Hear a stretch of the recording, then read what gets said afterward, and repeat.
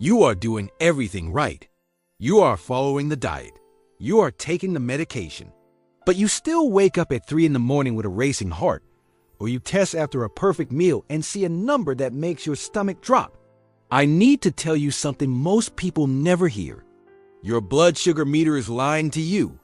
Not because it is broken, but because of 5 simple daily mistakes that turn your most important health data into a confusing mess. I call them the 5 silent saboteurs. And the 5th one is the most dangerous of all. It has nothing to do with food, and it explains the 3 a.m. wake up. Stay with me until the end, because fixing that one mistake changes everything. This is not a failure of your body. It is not a lack of discipline. And it does not mean you are bad at diabetes. It is a failure of technique and understanding. Every day, millions of people adjust insulin, change meals, and panic over numbers that do not reflect reality. Today, we are going to expose the 5 silent saboteurs behind unstable blood sugar and exactly how to stop them. The first silent saboteur is the false reading trap. This is the most common and most immediate lie your meter tells you. It starts before the blood even touches the strip. Invisible contaminants on your fingertips can completely corrupt your reading. Fruit juice from peeling an orange, sugar residue from stirring coffee, or lotion you applied earlier can all send your number artificially high or low. Your meter does not warn you. It simply shows a confident number, and you make a medical decision based on a lie. The fix is simple, and for most people, it is essential. Before every test, wash your hands with plain soap and warm water, not hand sanitizer and not a quick rinse. A full wash followed by completely drying your hands. Warm water also improves blood flow, which leads to the second part of this trap, the finger squeeze. When you squeeze your finger aggressively, you are not just pushing out blood. You are pushing out interstitial fluid, the clear fluid that surrounds your cells. This dilutes the sample. You might see 95 when your true blood sugar is much higher. The fix is to warm your hands, prick the side of your fingertip, and let the drop form naturally. The second silent saboteur is the timing trap. This one is all about the clock, and it creates the blood sugar roller coaster. Think of rapid-acting insulin as a fast-moving train and your meal as the passenger. If the train arrives too late, the system breaks down. A common mistake is delaying insulin until after eating. Blood sugar starts rising the moment food hits your stomach. If insulin is not already working, you get a spike followed by a crash when it finally kicks in. For many people, this means pre-bolusing, taking rapid-acting insulin before eating to give it a head start. Always follow your prescribed insulin plan, because timing varies by medication and by person. Individual guidance matters. The second part of the timing trap is insulin stacking. You correct a high number, test again too soon, and correct again because the number still looks high.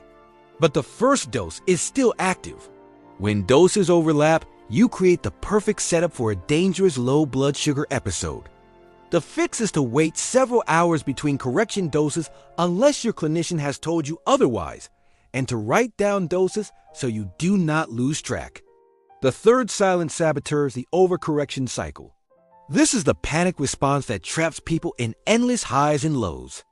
Your blood sugar drops, anxiety takes over, and you consume far more sugar than you actually need. Juice, glucose tablets, and extra snacks all at once. What started as a mild low turns into a massive rebound high, and now you are correcting again. This cycle is exhausting and unnecessary. The fix is the rule of 15. When blood sugar is mildly low, take 15 grams of fast-acting carbohydrates. Wait 15 minutes and retest. Repeat only if needed. This measured response prevents rebound highs and restores control. The fourth silent saboteur is pattern panic. This is the mistake of treating blood sugar like a snapshot instead of a movie. You see one high number and immediately change medication or insulin doses. But that spike could have been caused by stress, a larger meal, poor sleep, or even a faulty strip.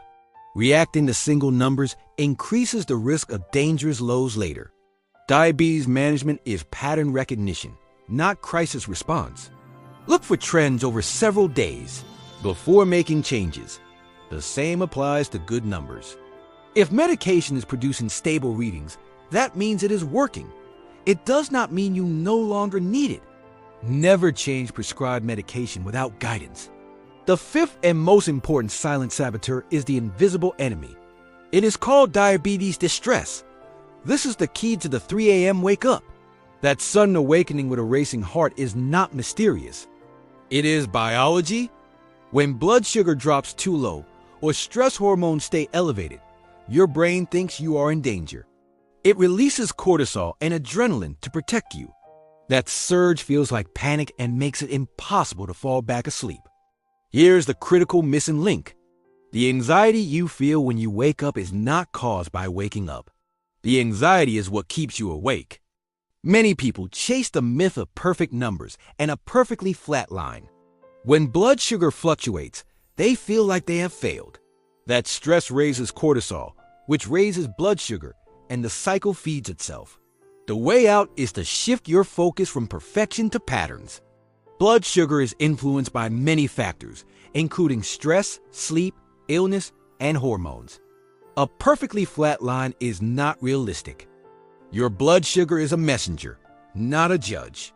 When you see a high or a low, do not feel guilt. Ask yourself what this number is trying to tell you.